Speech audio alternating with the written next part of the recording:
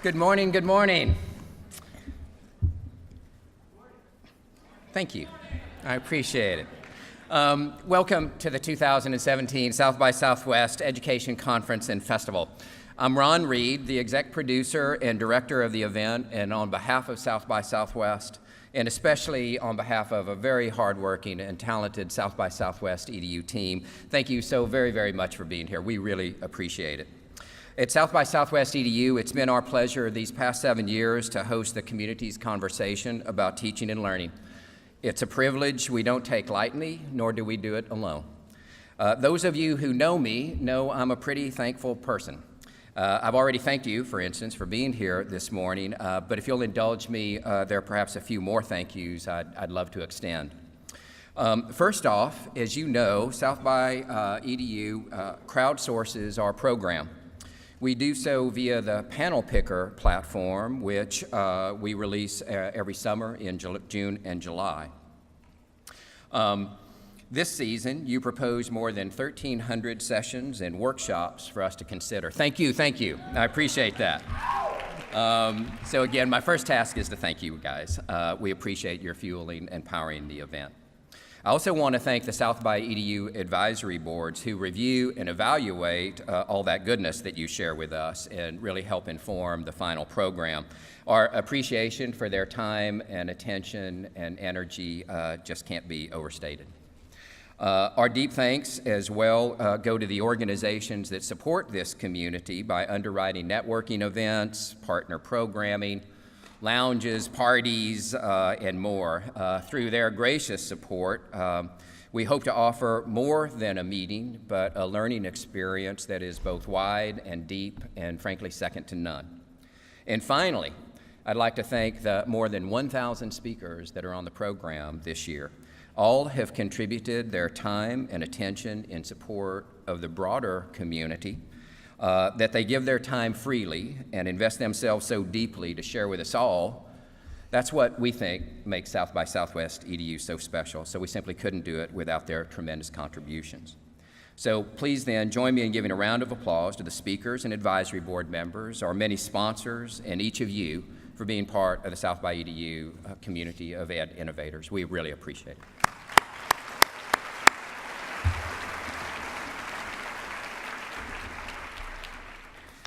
We look forward to the days to come and as always have a few simple objectives for you. Connect, discover, impact.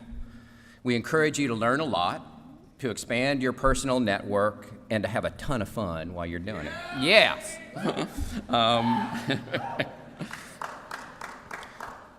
Before we hope that by doing these things that you're inspired and you're empowered to go home and really make a positive impact, be it in your classroom or on your campus, in your company, or your organization. Before introducing our opening speaker, I'll take just a minute or two to share that at South by EDU, the team thinks a lot about how to craft a really rich and varied learning experience for y'all. When we think of our conference sessions and workshops, those that occur here at the Convention Center or across the street at the Hilton or across the street that way at the JW Marriott, we've developed programming formats to help support a variety of learning styles. So from large room shared experiences in our keynotes to longer, more in-depth 2-hour hands-on workshops and even half-day impact-oriented summits, we complement with 10-minute mentor sessions, 20-minute Future 20 talks, and a variety of 30-minute stage talks throughout the program. We also think about how to help you discover innovative initiatives and solutions, so we offer an array of exhibitions. From the curated playground, which is right over there, where we host immersive experiential displays, to our industry hub at the JW Marriott this year, where we have displays and talks that really support the business of education. Also, the expo downstairs is open only to conference registrants today, but know that tomorrow it'll be free and open to the public, and we expect some 6,000 or 7,000 students and parents and local community members to come join downstairs. So again, we're excited for the array of options. And of course, it wouldn't be South by Southwest without a mountain of networking opportunities, including special topic meetups throughout the day, which is new this year, as well as lounges, happy hours, parties, and more. And on that note, I'll say that I'll look for you later this evening at our South by EDU opening party at Buffalo Billiards, right on 6th Street, and they're hosted by our friends at Renaissance Learning, which we appreciate. So finally, there are two quick things I'd like to touch upon before introducing the speaker. First, I want to highlight in our mobile app two functions. There, beneath each session description are references to feedback and ask and vote. For every session, there is a feedback opportunity, and we really encourage you to complete and submit. It won't take but a sec, and we are hungry for all the feedback we can get. So please, if you would be so kind, know that we would be grateful. In regards to Ask and Vote, this is a tool that helps support live polling and Q&A. You can, again, access that from your mobile app, or if you're working on a browser, visit Slido, SLIDO.com, and enter hashtag SXSWedu, and you can have the same functionality that if you open up your mobile app, you got right there. So let's get to it. It's a sincere pleasure to introduce our opening speaker. What I'm most excited about is that he's really exploring a space that we all find particularly compelling, and that's the intersection of culture and learning. I say we're all interested in the topic. I don't know if you noticed, but we did a pre-conference survey, and several thousand of you responded to it. And one of the probes was about culture and learning. I found it interesting that 70% of you said it was very important, and another 23% of you said it's somewhat or pretty important. So when I say I think as a topic we are all intrigued and engaged by it, it's a fair observation. When I think of learning and culture, our opening speaker's work on reality pedagogy comes quickly to mind. A recognition that even as we put the learner at the center of our educational focus and energy, to do so successfully requires that we understand and engage with the learner in a culturally relevant and authentic way. I believe our next speaker is helping usher in a powerful way of improving schools and schooling. Right after his talk, he'll be doing a book signing at the South by Bookstore, which is in this building on level 3. So ladies and gentlemen, Associate Professor and Director at Teachers College Columbia University, and author of the best-selling book for white folks that teach in the hood, and the rest of y'all too, Reality Pedagogy in Urban Education. Please give a very, very warm welcome to Dr. Chris Emdin. Thank you. Appreciate it.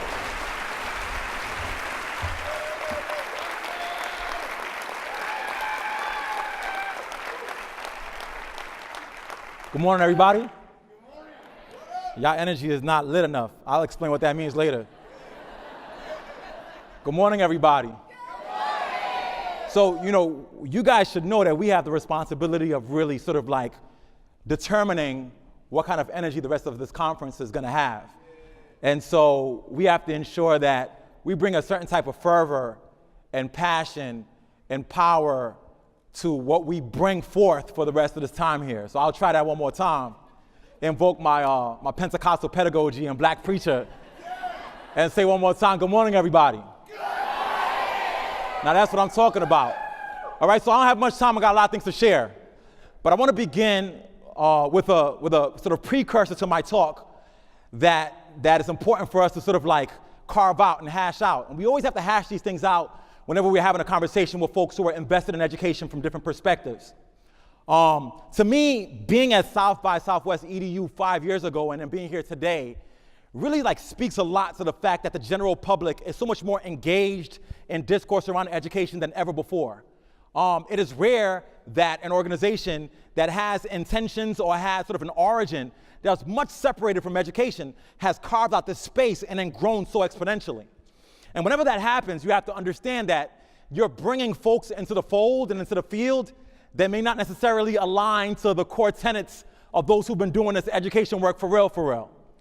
And so before we get into the work, I want to make distinctions between the three audiences that we're going to have here today and speak to each of them. So first, I want to speak to our friends, my friends.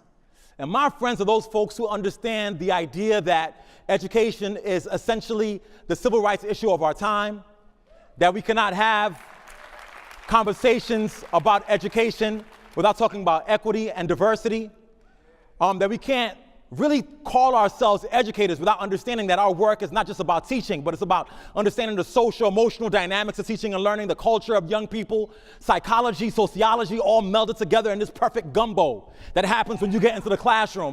So I want to first of all talk to my friends who understand that. And y'all, not everybody in this room understands that. And then secondly, I want to talk to the enemies.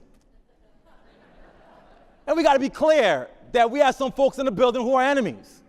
And not enemies because they're inherently bad people, but they're enemies because they come to this conversation at South by Southwest EDU because it's a time for them to be able to pitch their new product or make social connections with folks in certain spaces or talk about their new tech initiative or tech company they're trying to build up or pitch stuff to schools and curriculum. And I'm just saying to you that if that's your sole intention of coming to a gathering of educators, in many ways I'm gonna have to position you early on as not being exactly where I'm at, so you're sort of the enemy. And then lastly, perhaps most significantly, I want to talk to the frenemies. And under the frenemies, there are certain distinctions that have to be made there as well. See, there are frenemies who know they're enemies, but come off as friends. And these are the folks who understand all the language. They will cite you some Dewey, cite you some Vygotsky, might throw in a little Piaget for measure. Shit, they might just bring in a little Paulo Freire, and you're like, ooh, they really bought that life. And these folks, when they come through with that kind of representation, you're like, yes, I'm with you, but they have ulterior motives. They're really more the enemies, but understand the discourse of the friends, so they position themselves as frenemies. So we got to watch out for them cats, but they're here. And then there's the other layer of the frenemies, and these are the folks I want to talk to in particular today, right? Which are the folks who actually come to this work with amazing intentions, who really believe in what we said the friends believe in. But by virtue of being a part of systems and institutions and structures that do not value certain populations, they end up being enemies despite the fact that their intentions are good. And today what I want to talk about is how do we engage in a conversion of the frenemies to join the friends, to disperse the enemies from amongst our fold, and reimagine new possibilities for education. And now I can get into my talk. So the title of the talk is, We Got It From Here, Thank You for Your Service. And before I really describe to you why I chose this topic, I have an image under there of the Dinka tribe. And the Dinka tribe is a tribe in Sudan that has a very storied and powerful origin and beginning. Early on in their history, the Dinka actually suffered from an outbreak of sorts of tetanus. And the tetanus caused the young folks to have lockjaw. And what the lockjaw did is it literally slammed the jaws shut. And because the jaws were slammed shut, it was impossible for those young people to get the food and the nutrients that they needed to be able to grow. Who's following me? Okay?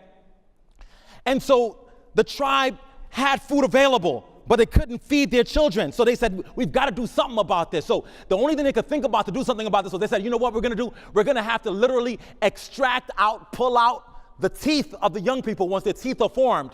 And they would invoke this violence on the young people, ripping out the teeth, but they ripped out the teeth because if they could rip out the teeth from the young people, then you can parse open their lips just a little bit and give them the food that they needed, and they can ingest the food and then be able to survive this outbreak. You guys are following me? So it was necessary for them to be able to do this violent practice on the young people for the sake of ensuring that they got the food that they needed, the nutrients that they needed. And this goes on for generation after generation, and the young folks then learn how to eat, and they can soak in the nutrients that they need. And after a while, what happens is they become strong enough and they overcome the lockjaw. And no longer was a condition that affected their ability to be able to ingest food. However, because it had become ritualized practice to extract out the teeth of the young people from when they were young, even though there was no longer a need to do it because they can open their mouths willingly and take in the food, it had become practice to rip out the teeth. So the folks in certain tribes within the Dinka would continue to rip out the teeth of the young people, not because it was essential, but because it had become tradition. In contemporary education, we follow that exact same model. When we think about the young folks among us who are most marginalized, who have not been able to really sort of partake in this wealth of knowledge that we have around us today, historically, what happened is that we had to rip out their teeth in order for them to learn. The ripping out of the teeth, to me, is the extraction of culture. The extraction of culture has been a necessary component of teaching in America for the sake of allowing young folks to be able to have some food, some knowledge. Y'all with me?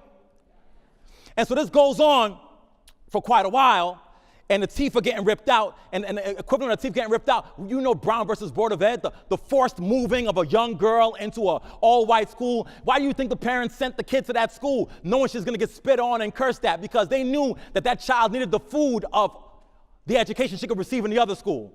I'm weaving this narrative, y'all gotta stay with me now. All right? So this goes on for a while, and now we are in 2017, and in 2017, information is readily available to young folks who've been marginalized in school. They can go on Google and soak in the information. They can open up their windows, open up their eyes, and just see the world around them and learn. At the time, it was necessary for their culture to be extracted from them, for them to be able to have access to the schools who could give them the appropriate information. And today, the information is all around them, but we are still extracting out their culture in schools. We are still doing the violence that Dinka did on the young folks to get food, on young people for getting knowledge in classrooms and schools. We are all collectively complicit in the process of devaluing the natural knowledges of certain young people from certain segments of our population. And that should rattle you. That should shake you. And if it doesn't, I'm worried about you. And that should lead you to the title of this talk, which is, We Got It From Here, Thank You for Your Service. Now, does anybody know A Tribe Called Quest? Rest in peace, Five Dog, Q-Tip, Jerobi. Well, a couple months ago, Tribe Called Quest released an album called We Got It From Here, Thanks for Your Service. And on that album, they tell these amazing narratives of life in urban spaces. It talks about loss, it talks about love, it talks about politics, it talks about so many amazing topics. But the title of the album was always really, really hard for interviewers to have a conversation with the artist about, because the person who had titled the album, who was Five Dog, had passed away before the album got released.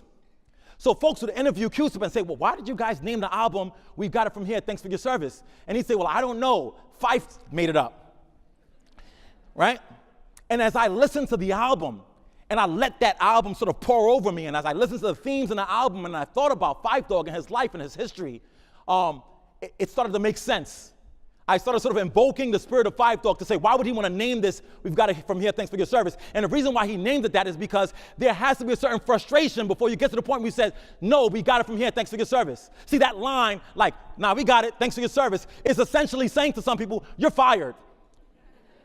It's saying, you've done a lot for us up until this point, and now we realize that what you think you know how to do is not good enough for us. And I think in education, where we are right now, what I want us to proclaim as we go forth for the rest of this conference is to say to folks who are enemies that we got it from here, thanks for your service. You are no longer needed. Y'all ain't with me, but you're gonna get with me. That your ideas, your antiquated ideas about education that involves young folks in urban spaces having to silence themselves in their voices is no longer gonna work. We've got it from here, thanks for your service. What Five Dog was saying was that I'm claiming ownership back over my culture. And Five Dog said that because of the ways that corporate interests had taken over hip hop. He'd seen this glorious thing he was part of in the 90s get abused and deconstructed and then reconstructed in a way that was no connection to what it initially was. He had become what Martin Luther King had called maladjusted. He'd become maladjusted to the norms in hip hop that made him say, we've got it from here, thanks for your service. And my argument for you today, if you're friends, is to become maladjusted, and if you're a friend of me, is to understand that you got to get maladjusted too.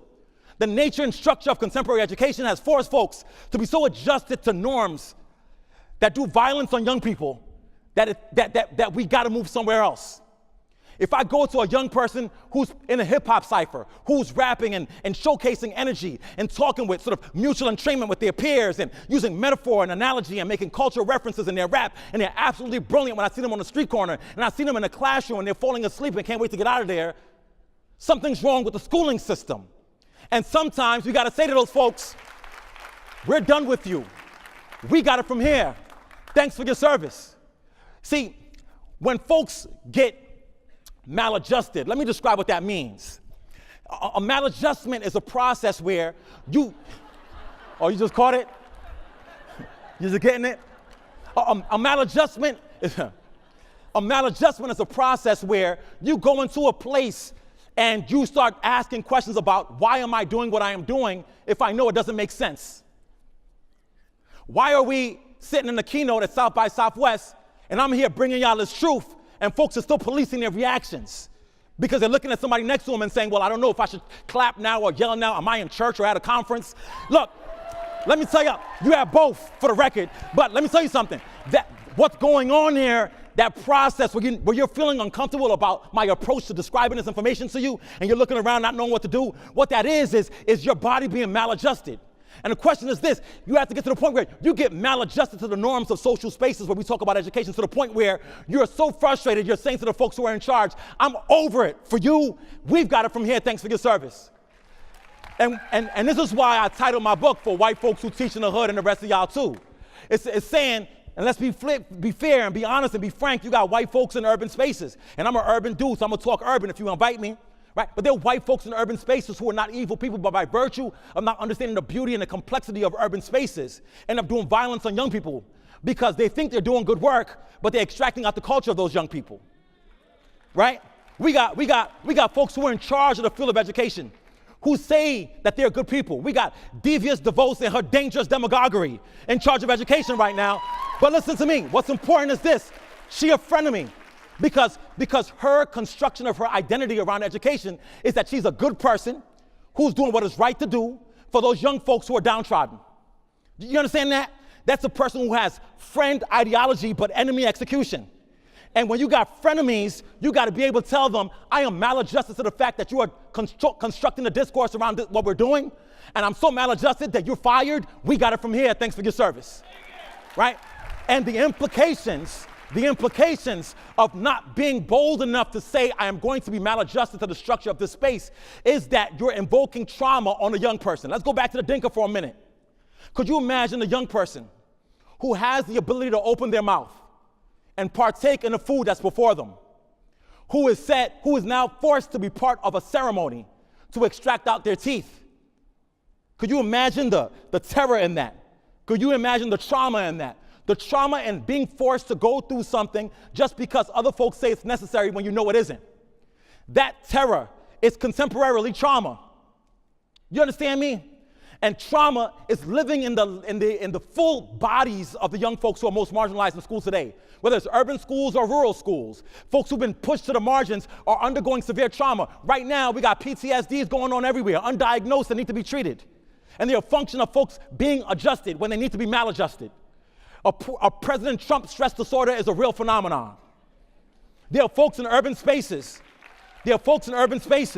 Who see themselves being killed spiritually under the guise of a person who's going to make America great again.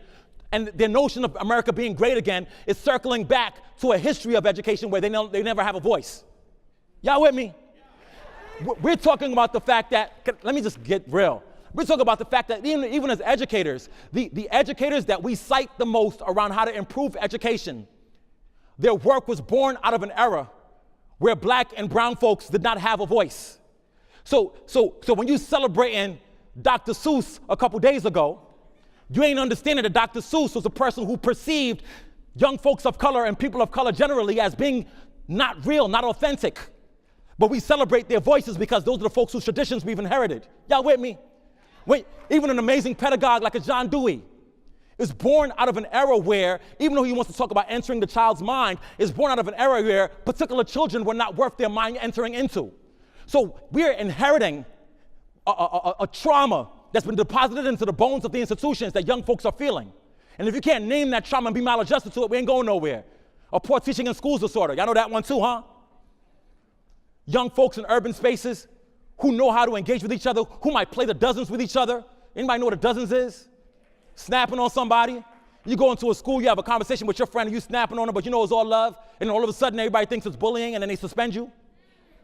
Simply because they can't recognize the fact that your culture is more complex than anything they could imagine. So they're ripping out your cultural teeth while you're expressing your cultural value. That's real. That's a trauma. A poor treatment and society disorder. where a young person a couple days ago was on video showing her dad getting picked up by immigration officers? You don't think that has severe effects on the psyche of that young person? Then you start asking questions about why are the black and brown kids underperforming? Because we're not diagnosing the trauma that's coming because we've been adjusted to a system that imposes that trauma and that violence on those young people. Like, that's what we want to talk about today. And then I also want to talk about a post-Trayvon stress disorder. A post-Trayvon stress disorder that talks about the fact that over the last 3 or 4 years, we've seen black bodies murdered and splattered across social media on a regular basis. And when we go into schools and classrooms, we said we have to focus on content. We can't talk about those emotions. We got to focus on the standards. We can't talk about those emotions. And young folks are carrying those things into the classroom every single day. We're ignoring them. We've become adjusted to the fact that the young folks have trauma. Y'all with me? And keep doing the same old thing, and it has direct implications on their teaching and learning. So we got to get maladjusted enough to be able to help young folks to be able to heal from the traumas imposed by those of us that's in this room. So where do we go from here? MLK asked this question, and I'm going to humbly try to offer some solutions. And I'm going to offer some solutions through Tribe Called Quest's album, We Got It From Here, Thanks for Your Service. Is that all right? Again, I'm using Tribe as my theoretical framework, right? Because no existent framework provides me with enough tools to be able to make full sense of the complexities of urbanness and black and brownness. Y'all with me? So boom. So there's a song on an album called Space Program. On a Space Program, here are a few of the lyrics. They planning for our future, none of us been involved. Then it says, rather see we in a 3x3 structure with many bars, leave us where we are so they can play amongst the stars. That right there is the perception of education by the young folks who've been marginalized in schools. Do I need to deconstruct that for you? I do. Let me do it. Schooling has been framed essentially like a contemporary space program. The most ideal schools are these schools where everything is perfect and high tech. We might have more tech folks in the room than we have educators in the room today. The more you could throw technology at the phenomena, the perception is that the better it is. And a lot of folks hide under the umbrella of tech without focusing on the core of pedagogy. Let me tell y'all something. You can be in a classroom amongst young folks who have been disenfranchised from teaching and learning. And you may think that you're going to be an equitable educator by providing them with the same resources that a more affluent school has. But if you use those resources in a school where you have not attacked solely the core of the fact that they've been maladjusted to trauma, it's not going to work. And let me tell you what folks do in 2017. When you go into a place and you try to tech away the problem, and the problem doesn't get solved, you start blaming the young people for why they couldn't come out of it with your tech tool. Well, your tech tool ain't focused on the reality of the pedagogy that's necessary for those young people to feel actualized, and so it becomes just a waste. We don't want to teach for the space program. We want to teach for souls. We don't want to teach to a common core. We want to teach to a recognition of the fact that we all have uncommon cores. Y'all ain't with me because I'm preaching and y'all ain't really with me. Look, we also have to fully understand the fact that when we're talking about contemporary education, the only way that we can construct new spaces to really be responsive to the ways of knowing and being of young people is to do this miraculous major thing that doesn't cost $1 million, which is engage in conversations with young people. When Tribe says they planning for our future, none of our people involved, that's a reality that's being experienced by young folks in urban spaces. That everybody's making decisions about what we need without engaging us in a conversation about it. And you cannot help somebody, because help is not a new thing. You can't gift somebody something. You could give somebody something and they don't want it. It might have value to you, it has no value to them. And so in my book I write about cogenerative dialogues. I make the argument that unless we have a concerted effort to engage in critical conversations with wide swaths of the populations who we believe are underperforming, we will not get any solutions. And that's going to require us to get rid of the hubris that comes with degrees and certifications. And shoot, let me tell you something. Don't even worry about your degrees and certifications anymore. The person in charge of education in this country ain't got the degrees you got. Why are you so concerned?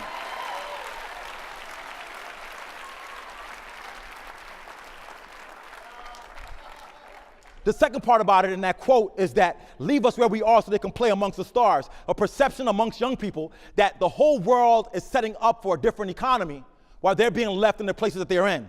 Can I talk to y'all this morning? This idea of preparing folks to move amongst the stars is a reality in a contemporary STEM-focused era where everybody want to be so STEM, nobody's doing science, technology, engineering, or mathematics. The phrase has taken on such a meaning that's so different from what its intentions are, that is completely separated from the idea that you want folks to engage in STEM so they could be part of the STEM economy. So you got folks who have coding academies popping up. I throw a quarter, I might hit somebody in this room that has a coding academy that's there starting up. And this is not anti-coding academy, it's anti the perverse notion that I can go into a community, frame the charity I am giving them as opening up new possibilities for them, when in reality, I still have the low expectations of them, and I'm teaching them how to press a button and watch something jump. I can name it a coding academy, when in reality, you're not treating me or teaching me to engage fully in STEM or the world of computer science. You're teaching and treating me as though I'm part of the lowest totem pole in that new economy. Look, you could, y'all ain't feeling me. You could coding academy your way into creating a new populace that's a worker in the STEM workforce. And how is that any different than creating somebody who's just a worker in the existent workforce? Don't lull me to sleep with the ideas of your charity if your intentions are not to be able to provide me with equity. So the way that we address that is by engaging in a process, not just the dialogue, but the teaching. Are we as educators going to be humble enough to create spaces to allow young people to teach us what we need to do? It's not an arbitrary phenomenon. Because y'all can say, yeah, we're going to make them teach us, but then you get to that classroom, you tell them to shut up. It doesn't work that way. I'm talking about institutions creating spaces to allow young folks to be able to take the helm of the instruction within the institution, to inform the teacher about the nuances of their culture, to be able to tell the teacher, stop ripping out my teeth and just let me be. And unless you're creating those spaces in schools, and it's not about black and brown youth as well, it's also about youth that we've diagnosed and labeled as not being able to achieve in schools. You're talking about young people that we call disabled, who have much ability, right? It's about young folks in Appalachia that we say they're so poor they can't read. Song We the People. And in We the People, Tribe says, you bastards overlooking street art, better yet street smarts, but you keep us off the charts. Let me stop there, I'm gonna deconstruct that right there. Huh? The idea that part of the issues around contemporary education is the inability of educators to understand the complexities of localized, what they perceive to be non-academic knowledge. Y'all with me? A young person in urban America who could write a graffiti piece on the wall on a bridge that could risk their life to do it, and it's in 3D, is a young person who fully understands the inverse square law in physics. Right? A young person who is in their apartment right now, downloading free software and constructing an album and then becoming a multi-platinum selling artist, Chance the Rapper, overnight, is a person that has, by the way, you know, Chance's story is that his first mixtape was created when he was kicked out of school on suspension. You guys know that, right? I just want y'all to understand the connections here. When I can't fully express my brilliance on my own term in the academic space, and I get pushed out of that space, I go to reclaim another space to be able to express my intelligence and my brilliance. Now, the inability for schools to recognize the forms of brilliance expressed in the non-academic spaces is not a reflection of the inability of the population, it's a reflection of the inability of the school to understand the complexity of my knowledge. Look, the goal here, and I keep telling y'all this, is for us to understand that we got to get young folks to feel like they are equally as ratchet as they are academic. Some folks in here don't even know what I mean by ratchet.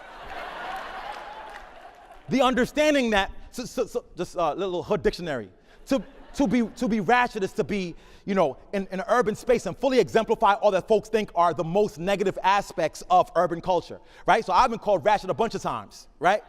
Because he loud and he talk a lot. Ain't he from Columbia? Why he saying ain't? You know, like those kind of questions. But I pride myself on being equally as academic. I'm an anthobiochemist by training. You ask me something about chemistry, I'll flip it on you in a heartbeat. But here, I could do it if I need to, bruh, right?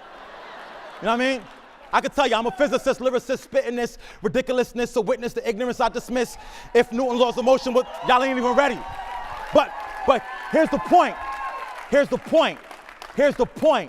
The point is, One might express a very vernacular form of discourse that is perceived as non-academic, and they're treated as though they don't have the opportunity to be able to engage academically. And the more that schools can open up and allow those vernacular forms of cultural expression to be valued in academic spaces, young folks express their brilliance in schools and then attach themselves to traditional academic knowledge. Your inability to recognize that is what leads us to what we're doing today. Y'all understand me?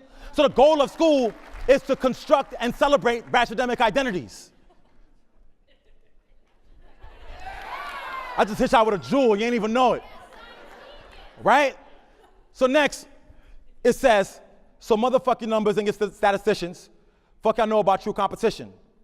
And it's important for me to say this here because the chief mechanism to be able to maintain some of the violence that's being imposed on young folks of color is people hiding behind fake numbers that have no meaning. Now, I'm a scientist by training. I love mathematics, but we've started this dangerous era in contemporary education where we pie chart, graph chart our way into ignoring real problems. Yeah. And a lot of us are so STEM and math phobic that we allow those who are the minority in the population who say they're STEM folks to just spew these things out because you're so scared to ask questions about it. And the reason why you're so scared to ask questions about it is because you've been conditioned to believe that you're not intelligent. Just like you are imposing on young people. You know, broke people break people. Hurt people hurt people. We are educators. We never get the opportunity to be central in the discourse about education. Because there's a natural perception by folks outside of our field that we don't know what we're talking about. Or that we're just there because we had no other options. No, I'm here because I need to do what I need to do. I've been called to do what I need to do. And we gotta embrace that fact. So educators go into classrooms inheriting a perception about educators from the public writ large that you are just there because you had no other options. So when you go into the classrooms and you have not troubled the fact that people see you as less than, the first thing that people do when they have power is replicate oppression. So you start treating your young students as though they are less than, and then the cycle continues. See, trauma is generational. The newfound research in epigenetics tells us that what we thought was just social phenomena are deeply deposited into our DNA. And if you've not healed first from your culture being enacted or extracted, you're gonna do the same processes with young folks of color. That's why the book is called For White Folks Teaching the Hood and the Rest of Y'all Too. Because we oftentimes think that folks of color are naturally gonna be the most effective educators with young folks of color. And let me tell y'all something. We got a lot of black and brown folks walking around with white supremacist ideologies invoking violence on young people. And unless you get a chance to heal from that fact, we can't get nowhere. This is why you got folks opening up schools in urban spaces, right? And they frame it as if it's a choice or an option. I'm giving you an option for a better school, but it's not ever a true option because you put black bodies in charge to be the face of an oppressive pedagogy that simply just doubles down on what we know hasn't been working in the existing school. I told South by Southwest if they want me to come, I'm gonna tell the truth.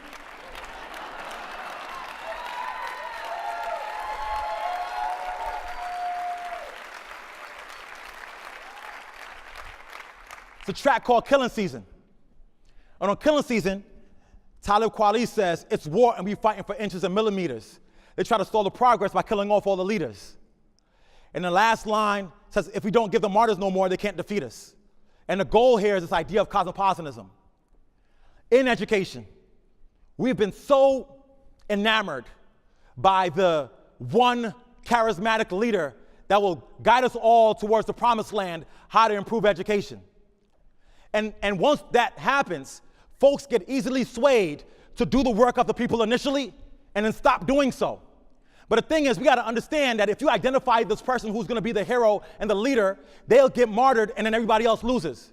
Listen, Chris Emdin don't wanna be nobody's hero. I don't wanna be anybody's leader. I wanna be part of a consortium of folks who are gonna work with me as friends, as comrades, to be able to push back against the existing system. And that's why we have hip hop ed. Any hip hop ed folks in the building? Make some noise, hip hop ed. Hashtag hip hop ed. Every Tuesday night on Twitter. 9 p.m. to 10 p.m. Eastern. Where we have a critical mass of educators who believe in the power and potential of youth culture, that is hip hop culture, and find ways to be able to connect that to education, where there's no leader of that consortium. There's a critical mass of folks who are saying, we're not gonna rip out the culture of young people anymore. And unless we start creating consortiums and groups and collaboratives and connections with folks who are frenemies that we convert to become friends. Am I converting some of y'all today? I hope so.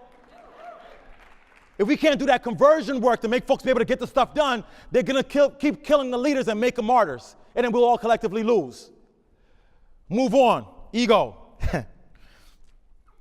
This track called Ego, it's a fascinating joint, man. It says, came up with an idea and no one seems to get it. Then every time you mention it, they say like you're two-headed.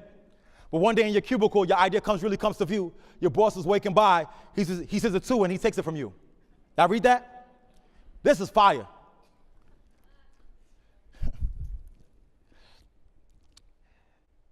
There are people in the world of education who are simply here to listen to good ideas and monetize off of them. Yeah. Are y'all listening to me? Yeah. And I'm all about people getting their bread, but you can't take and not give back. Yeah. You understand what I'm saying? Folks of color in this country have been the backbone of this country and have invented any idea about education that we could ever think of. People talk about, the reinvention of project-based learning. Let's construct a project-based learning experiment to improve education.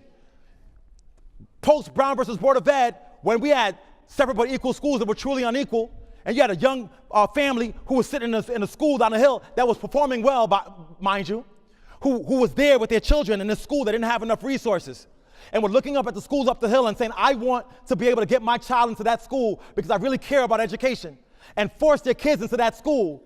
And then when the students get into that school, the students start underperforming, which is a birth of what we know today as achievement gaps, even though they were performing well in the localized schools. Well, let's look at what was happening in the localized schools. It was project-based learning before people came along and named it project-based learning and started selling project-based learning. If I'm in a school in the hood and there's a leak in the roof and I ain't got nobody to be able to fix the roof, who gonna fix the roof? The kids gonna fix the roof, their parents gonna fix the roof. And then we're gonna teach math and science and English and history through the fixing of the roof. This idea of engaging in projects around our learning experience has been part and parcel of what black and brown folks have always done since the beginning of time. The difference is your boss is walking by, he sees it too, and he takes it from you. So the boss comes by and takes the idea and extracts out the magic of the phenomenon. Folks got project-based learning exercises that miss the whole core of project-based learning that work for young folks of color, which is that our projects was based on service learning. If I was going to fix that roof, it's because fixing of the roof will help my school to be better. So I have a social emotional connection to not just the school, but to the activity, which now connects me to the content. Now, you got kids in the hood who's engaged in a project-based learning problem about how to create the best skis to go down a hill, and they ain't never skied before. The extraction of context from pedagogical practices that we have done since the beginning of time ends up being the demise of these new novel ideas. Y'all with me? And sometimes you gotta say, I'm not gonna let my ideas get stolen anymore. I only got 17 minutes, so I'm gonna move on because they told me I gotta make some time for questions. So, where we are now is to reimagine this age-old quote. And the quote was, you guys have all heard this one, right? They tried to bury us. They didn't know we were seeds. So those of us who I said in the beginning who are friends, folks try to bury us. They know we were folks of color in urban spaces. They tried to bury us. They know we were seeds. So the seeds stayed underground and the seeds grew. And as the seeds grew, they became trees, and the trees became strong and healthy. And as those trees grew, folks were like, oh man, that's not what we wanted to do. We wanted to bury them. So they chopped down the tree and let the limbs of the tree fall back into the ground. And then they reburied the limbs of the tree. Y'all with me? And as they reburied the limbs of the tree, they put it back underground. And as it went back underground, it became dirty and it became mired with pressure and it turned into coal, which had less value than even the seeds to begin with. But then they tried to bury the coal underground and they added pressure to the coal underground, pressure of testing to the coal that was underground, pressure of new options in schools that don't really mean anything to the coal that was underground. And as they did this, the coal get buried underground, but the seed became a tree, the tree became a limb, the limb became wood, the wood became coal, the coal became diamonds. Because coal under pressure becomes diamonds. And right now, for those folks who've been marginalized historically in schools, from young folks in the hip-hop generation that were told that they are anti-academic, anti-intellectual, they have nothing, we are at a point now where we know our worth. where we understand that we could be ratchetemic in academic spaces. You're not gonna make me feel less than because you don't know how to speak like you from the hood.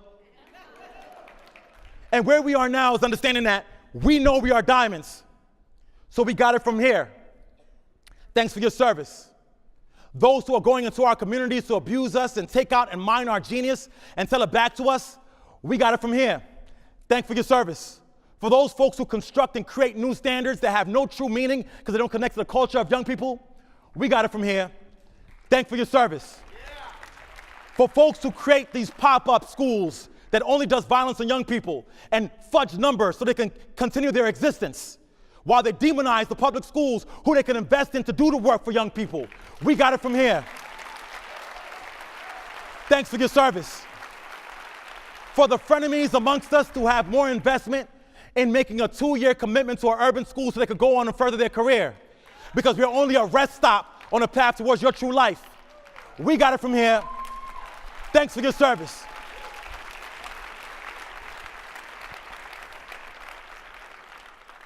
No more will you allow our brilliance to feel insignificant. We got it from here. Thanks for your service.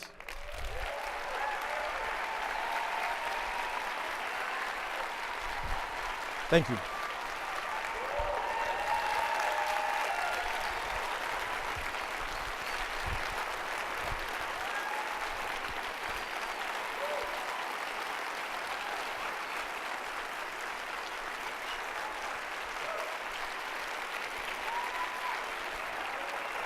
I appreciate y'all. Thank you so much.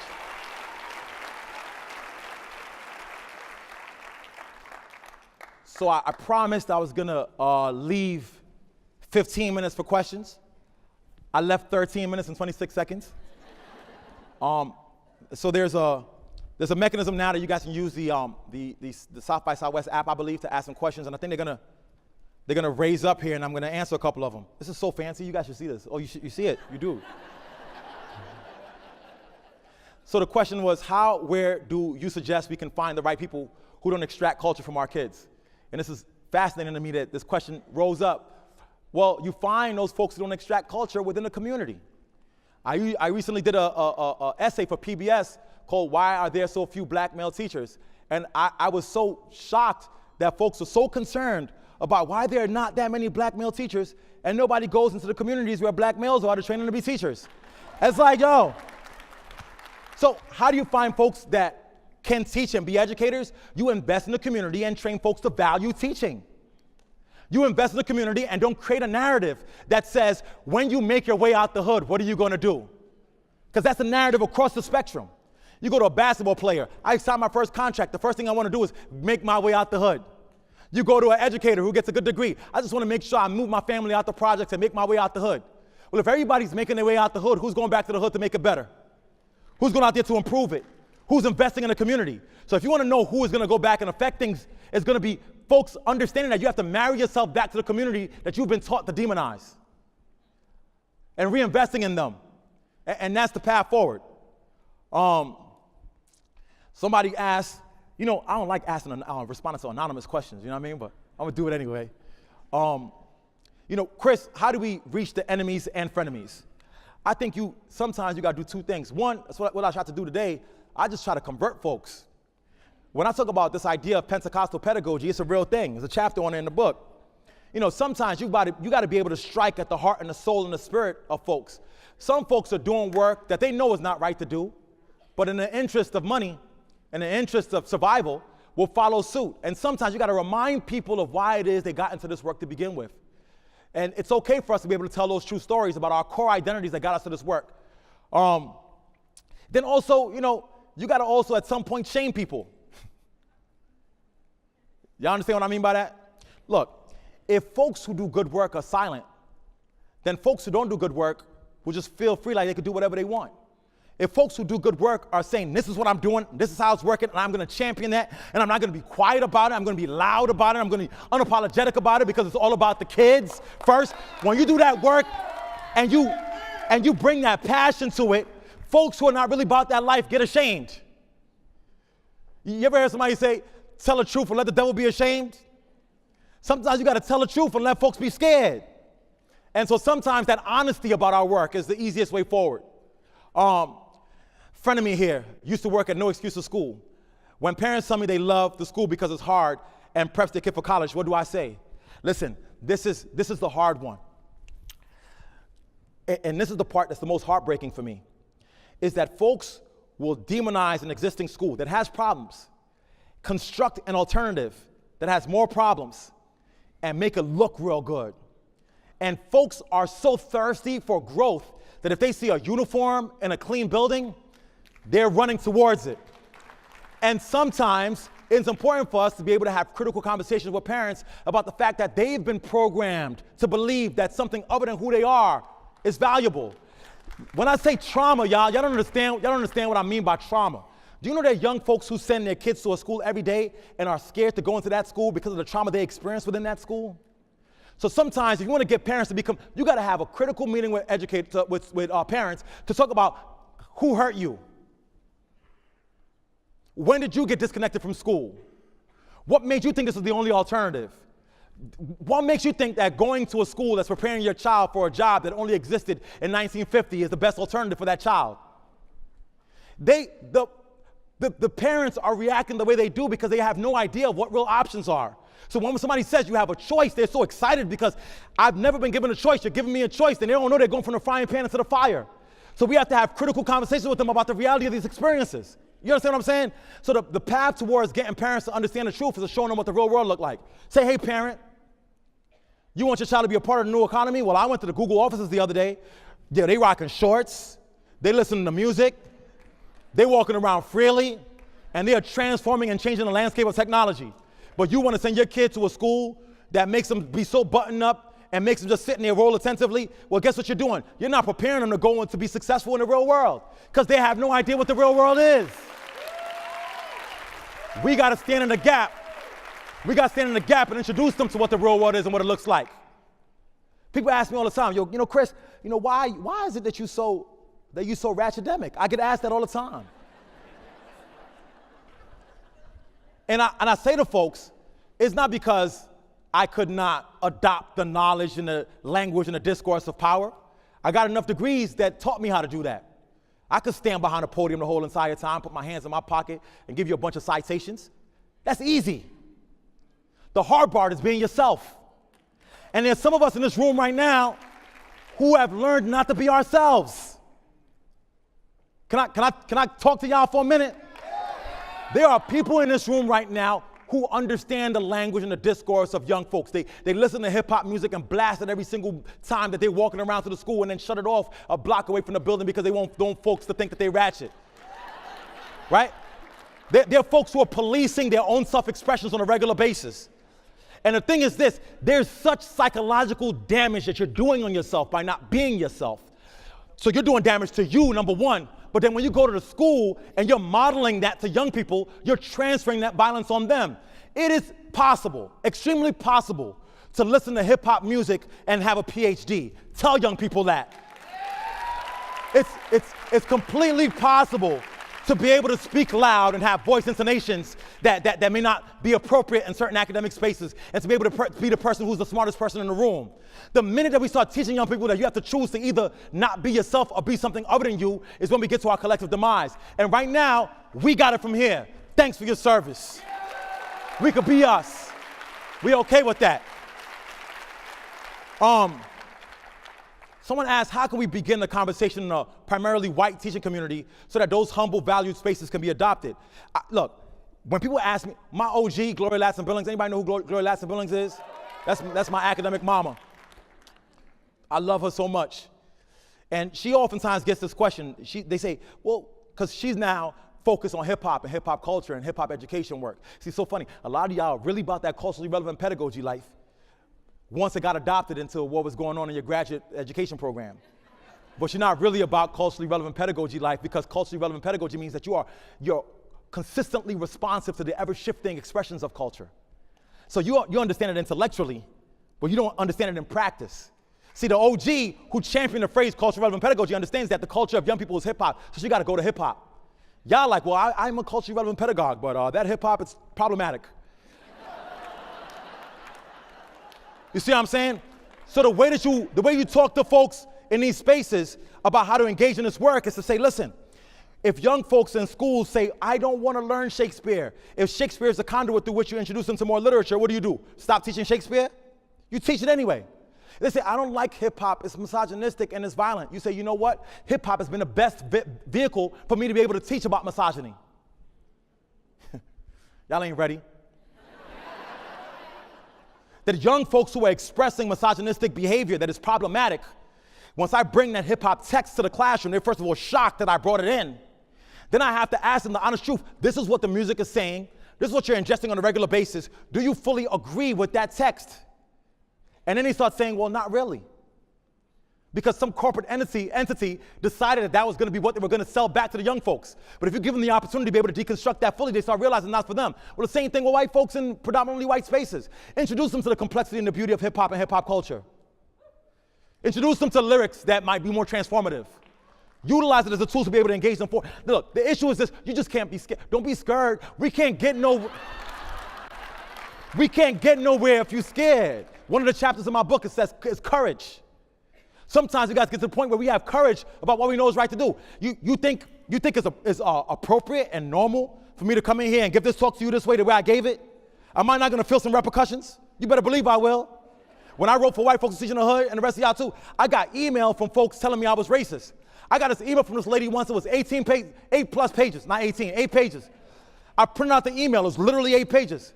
You are a racist. How could you say white folks? You use the word hood and all this stuff. And then the last paragraph of the book said, and when I finally read the book,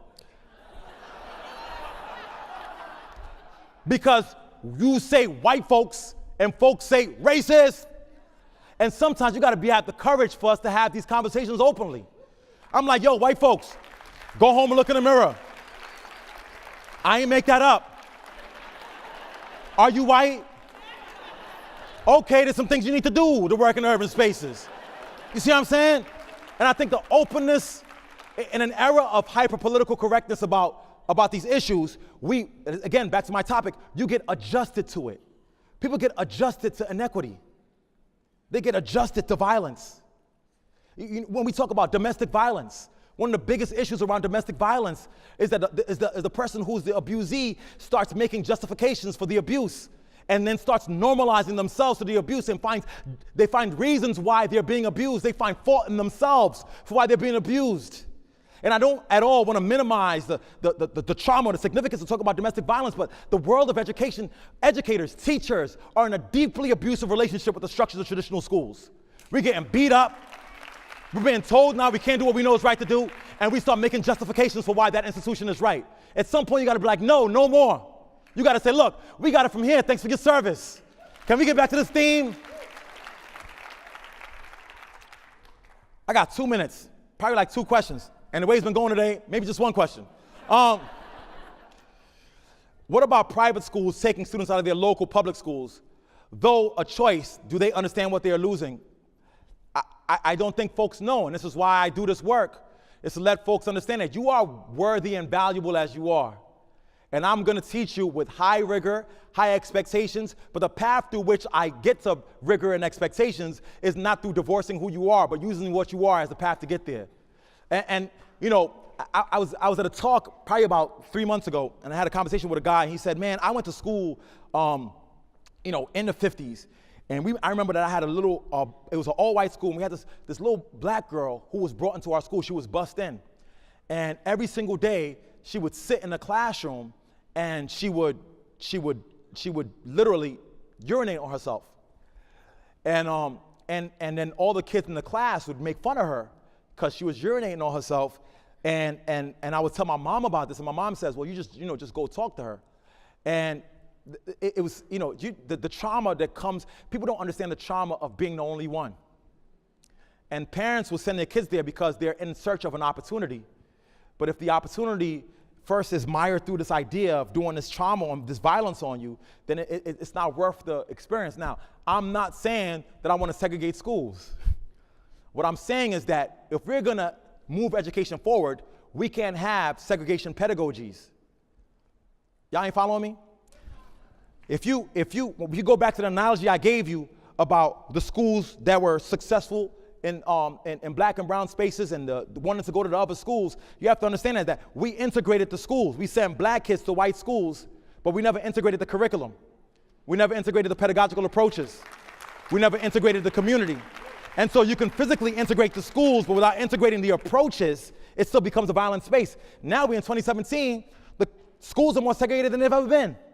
So now we got resegregated schools, but using the pedagogical frameworks of the integration schools. You understand what I'm saying? So it's going to require us having a more robust approach to teaching and learning, not just in white schools and black schools, but in all schools. Because also we got to keep in mind, all students benefit. You know, at the end of the day, all youth benefit of being exposed to a more diverse and robust approach to teaching and learning.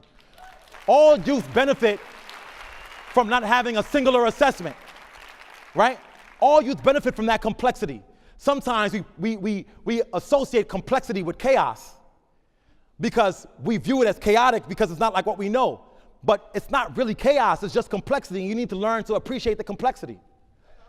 So look, in 44 seconds, I can't answer another question, but you could tweet them to me. I'm gonna be on Twitter all night long. You tweet them to me at Chris Emdin, hashtag #HipHopEd or hashtag whatever it is. But if you tweet me, I'll respond to every single question. I hope you guys have an amazing conference. Please don't take this talk as entertainment. Please take this talk as something in the back of your minds. On a lens through which you look at all the sessions that you attend for the rest of this conference, and a lens through which you look at all the work that you do after you leave this conference in education. Because you know we got it from here. Thanks for your service.